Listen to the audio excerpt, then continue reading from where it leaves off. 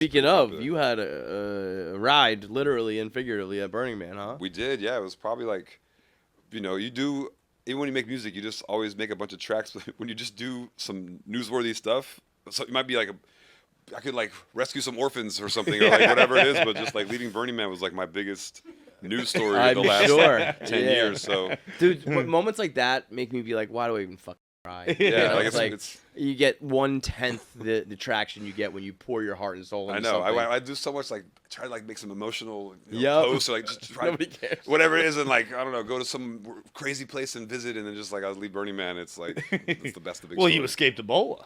I did. Apparently I got it too, and I was the ground zero, one of the memes, and I left, and like the government was looking for me.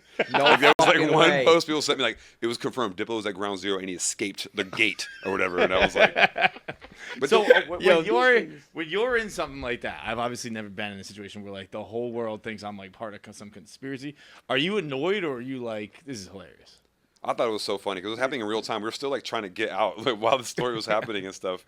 But the craziest part is like it wasn't just me and Chris Rock. It was like Cindy Crawford was with us, Randy Gerber, Austin Butler, the guy who produced White Lotus. No way. It was so many other like people like the celebrities that were just trying to get out to like Yeah. see their kids and They stuff. were were in all the like car with hiking. you? and They all hitchhiking? walked. We all decided together. We were, like, Oh, we no just, it was like Yo. they had a really big kind of like kind of celebrity camp next to me, and we all like bossed up. Honestly, Carly Kloss is the one who's like. We're going. She was like, she like was like military, like we're waking up at 7, we're gonna hike, and then she's like, well, we'll wake up at 10, we'll do later. But she was like the one that motivated everybody. Like, she was the If one. it's not, I don't know, like Wes Anderson or somebody needs to make a movie of this.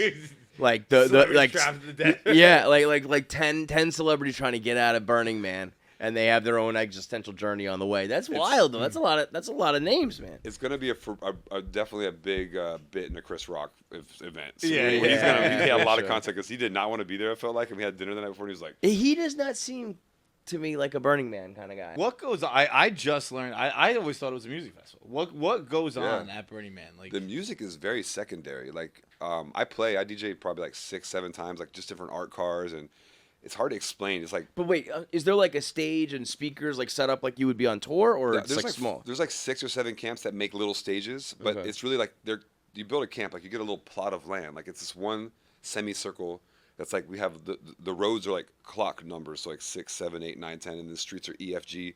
So you get like a little whatever size you need, you kind of rent that and you make a camp. And the ones that are on the outside, this sides have like the sound camp, so the music goes there, and then on the outside of that is like called the playa, and that's just like anything goes. People just driving around these art cars playing music, and it's like the best way to explain it is like you go to Circuit City, you turn everything on at once. And you walk around the store, right? That's kind of what it feels like. You like it's dark and there's lights everywhere and there's dusk and there's just no light pollution. You just feel like you're in the middle of this like dry lake bed. But you have a little camp and you organize it. Very few of them are sound camps, but that's the ones you hear about because that's like the parties. Yeah. Some people just do like Dr. Bronner, the soap Yeah, company? yeah.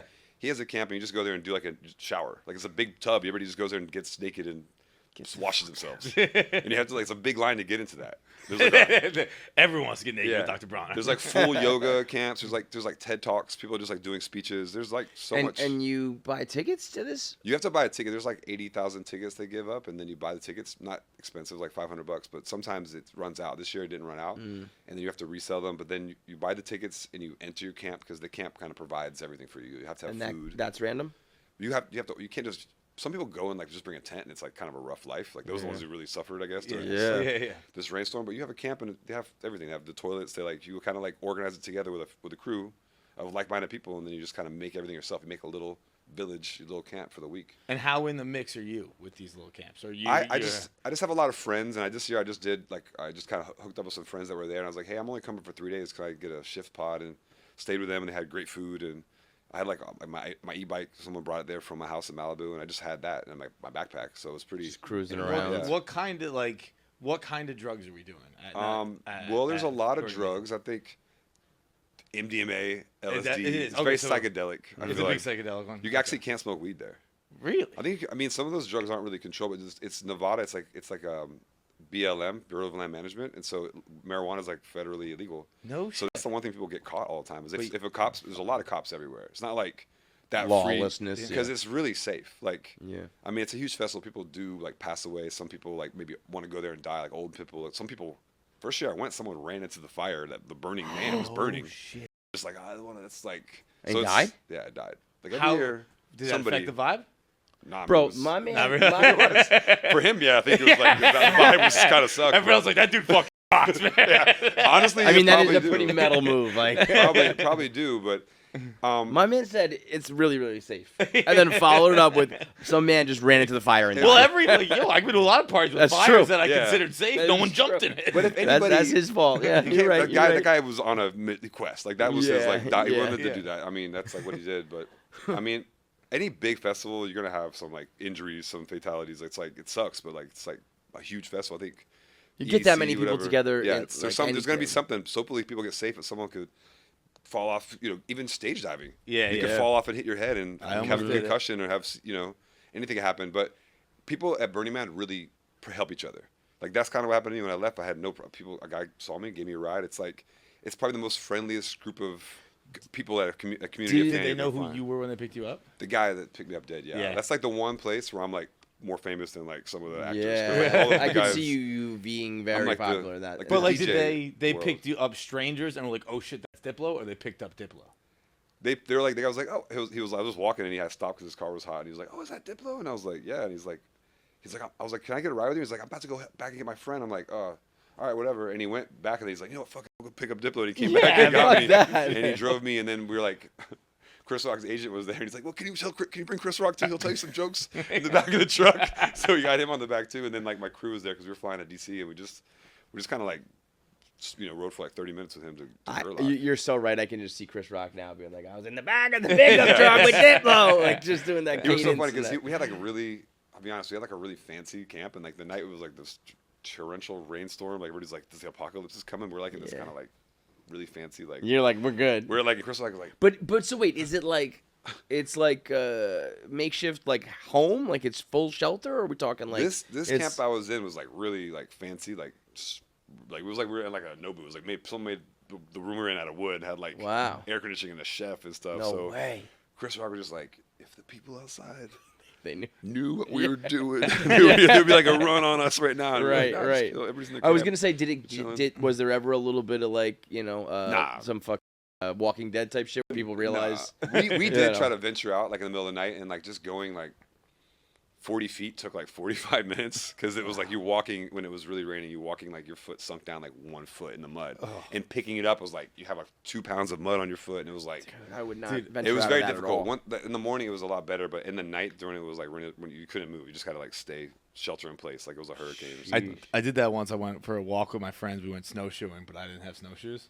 So like if my foot kept going like a It's foot the in- exact same physics, and you have to like kind of walk on your knees because like you can't. If you walk straight, you just slide. Yep. And you're falling. You're in the just like making a mud angel, and it's like that's the worst because there's no showers either, so you just kind of like except for muddy. Bonner. Yeah, we just stand in the rain. The mud will eventually wash you off, but Man, that is that experience you just described is so far from anything I've ever done in my life. Like I can't even. I brought a lot of people though to Burning Man. They're like, I'll never do that. I'll never do that. Like 3 people I brought were like, okay. After one night there, you're like, I get it. Like feels like so How did it start? free. I don't know. It's probably 25 years old. I don't want to give the wrong information, but a Oh, couple people. that's young. That's Yeah. I Yeah, thought it's it not was- that old. Maybe 30, but something Yeah. like that. People just started it.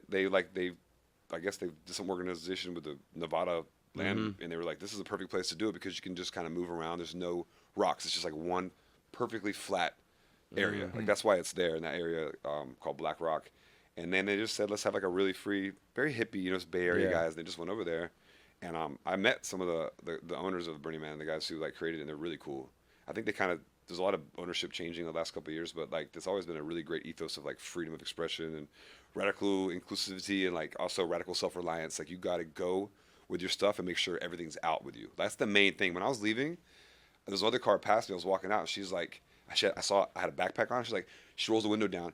Where's all your stuff at? And I was like, that's all I have. Like I literally, my friend's gonna. She was like, I don't believe you. Like it was they really want to make sure you got everything out of there. Like that's the main rule of Burning Man. If you brought anything there, you take everything out. So some people are mad at me that I left with like just a backpack. They don't believe that that's all I had. But I really just had a Listen, backpack. I'm one of the rich guys. I don't, Yeah, I don't have to bring my shit. I didn't have to bring like a bunch of like bacon to cook or whatever. Yeah. So I did We have some got the food. chef. I,